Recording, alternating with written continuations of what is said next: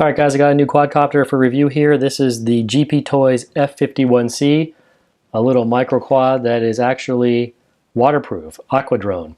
This one's from GearBest, and I'll put a link in the description as usual. So just popped open the box, and it's kind of interesting. It kind of folds out here with some information, some pictures and stuff. And here is a little bag, it looks like. GP Toys, so you have a little bag. I guess you can put everything right in this bag if you want to just carry it around. There are a bunch of parts and pieces. Let's go through it real quick. Of course, you have your spare props. That's always nice. You have a second battery. There's a battery already in the quadcopter, and you have a spare single cell 400 milliamp pack. So you get two batteries. That's a nice touch. Most of these quads come with just one battery. And you have a USB charger. And here's a charger cable, not too exciting. What's cool about this charger though is it has a port on each side, so you can charge both batteries at the same time. So that's nice. A little screwdriver to take your battery hatch cover on and off the transmitter. A little tool to take your props on and off the quadcopter. Then you have your little micro SD card reader for your video. And then you have a few plastic bits here. These are the landing gear legs. You can use those if you want. And then you have prop guards. 4 prop guards if you want to use the quad inside the house. You can put those on as well. You need 4 AAA batteries. So often these take AA's. This one takes AAA's. And not a bad little transmitter here. Now it does have these thumb pads, very short sticks. So you can see that, very short little stick there. So you're going to be using the thumb pads to fly this thing around. On-off switch right here. And it's got the X there lit up. And let's see, trim tabs on the right side here. Left side are some function keys, headless mode. Oh, I don't know if I'll try it or not. I guess I will. Maybe, probably not. I hate headless mode. Auto return, pretty useless in a quad like this. These modes really don't matter, but we do have the video button and the photo button. So we'll be trying that out. Now I have mixed results with getting video and photos off a quad like this, but I'll give it a shot anyway. Speed button up here, 3 speed rates, and then you have your flip button up here. So we'll check all that stuff out, but nice little basic transmitter, about what you'd expect. It's not tiny, but it's not huge. And then of course it has the thumb pads, which is not quite like, an RC transmitter. This is more toy grade, of course, and that's what we expect.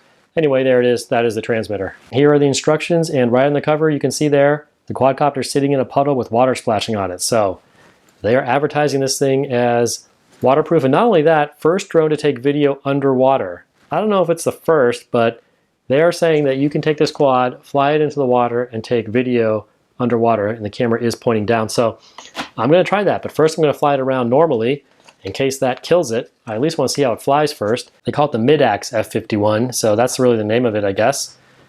Not a bad looking little quad, guys. The camera is angled downwards. You can see that. It is molded into the frame, so the camera is not removable. It's basically just part of the frame in there. You have red LEDs in the front and green LEDs in the back. You can see right there. And overall, pretty cool little quadcopter. Props are labeled A and B, so that makes that easy to put them on and off. And the only thing I'm not too sure about, I don't really like so much, is the battery compartment hatch. It's one of those ones that just kind of falls off. You guys have probably seen these before. There's the battery in there, it's connected. And it's a very tight fit. Now that's often the problem with these mini or micro quadcopters. I mean, it's not a huge problem, but oftentimes it is a very tight fit to get everything stuffed into that battery compartment and then be able to attach the door. And this one, it kind of has these little hinges on the bottom, and then you have to pop it in on each side. And it's actually has this little latch, which I haven't seen really before.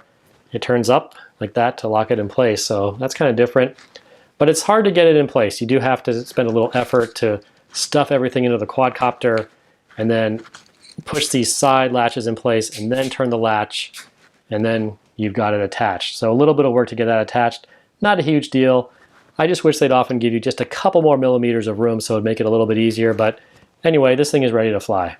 To get this thing going, you just need to turn it on, put it on a level surface, and then turn on the transmitter.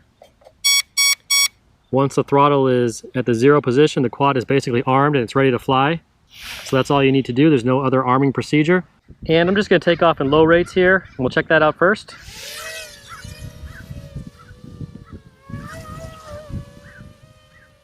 Got a bit of drift. That may be somewhat to do with the wind. Turn it around and we'll see. Yeah, that's the wind. So a little breeze, but this should handle it. This is low rates now, guys, and really pretty limited on the bank angle. In fact, the wind is kind of blowing it away. So much breeze, you're going to be fighting the wind on low rates for sure.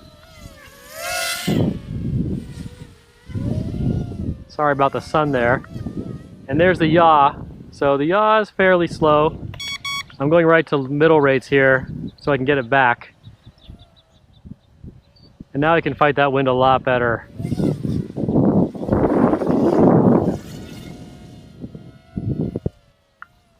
And we got a little bit of a faster yaw rate. Let's bring it here and just do a quick flip. So pretty quick.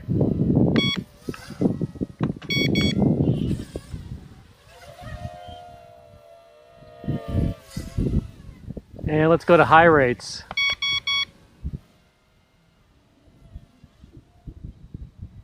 Now we've got a pretty quick yaw. It's going away pretty fast. Bring it back here. And a much quicker yaw. And a little hard to turn it with this faster yaw rate. See that? It just spins out. That's a little tricky. And also these thumb pads don't help too much with that. Thumb pads actually make it kind of difficult to have precise control on this thing. I can feel that.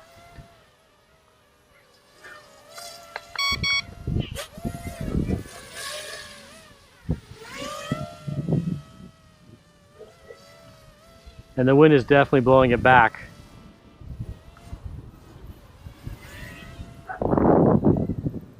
And I got to keep it out of the trees there.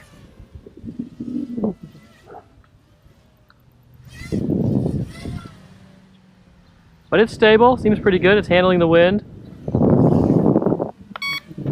I think the middle rates might actually be a little better in terms of control and also having enough bank to handle the wind. So I'm going to leave it in the middle rates for right now there. I wonder how the return to home is going to do. Now, most of the time these don't work that well. I'm going to fly it out here.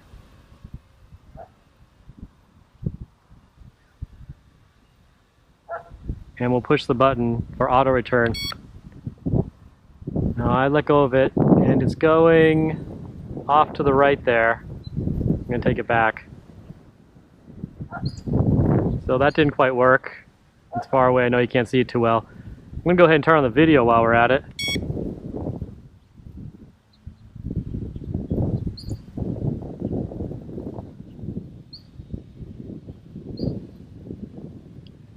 So hopefully the video is going to work. I have mixed results with video on these things as well.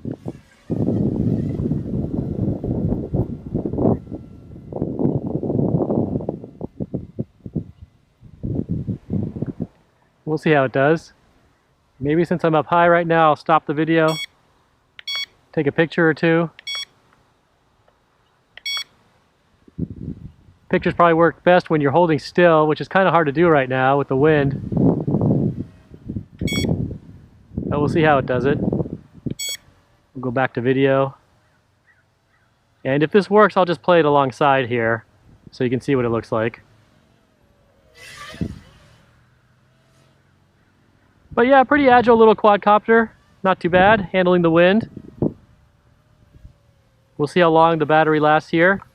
And of course, afterwards, we will take it to the swimming pool and just see how waterproof this thing really is. I think I'm losing a little bit of power already. Not quite as punchy.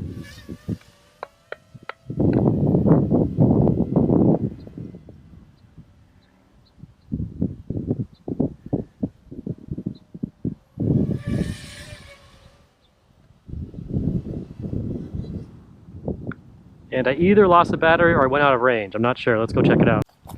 Sometimes these little quads you can get out of range and they'll just die in the air. Sometimes it's the battery.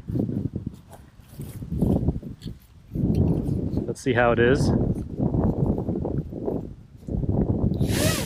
Still has some power in it.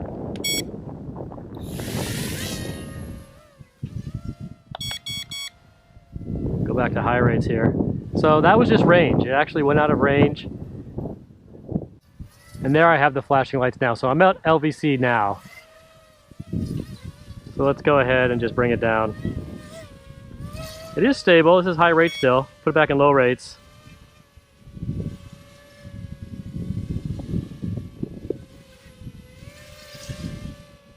Try and take a picture of it, or take a picture looking forward there. We'll see how those come out. Let's go ahead and land it.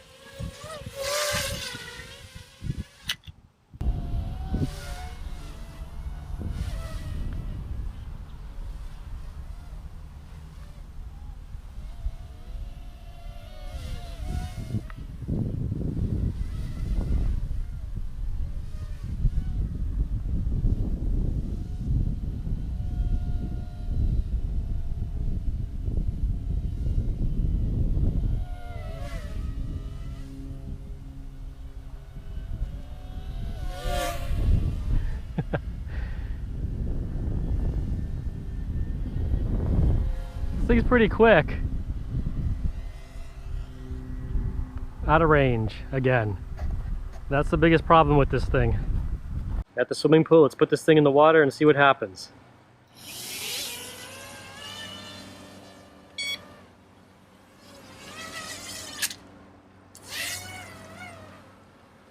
Went in and made it out.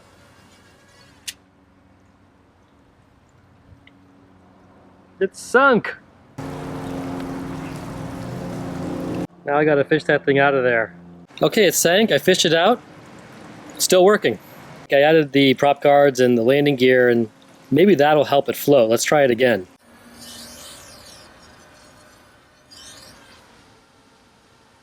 Keep a little bit of power on this time. I think that's the key. Keep some power on so it doesn't sink.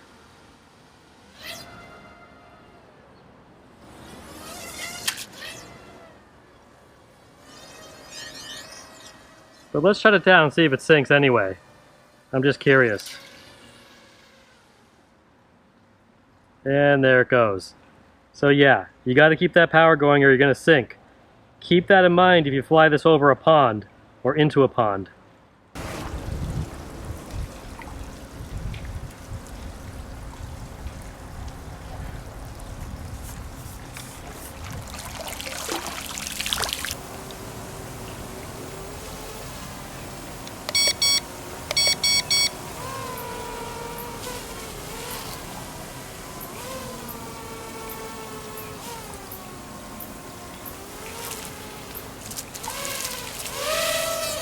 Alright guys, I figured I'd just do a quick night flight.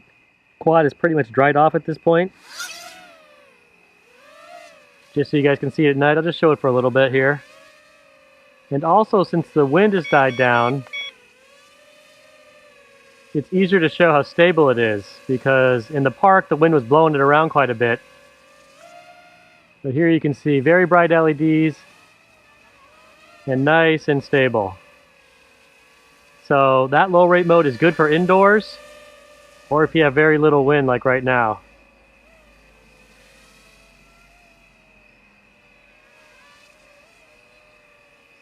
There's your nice slow yaw. And I like this intermediate mode.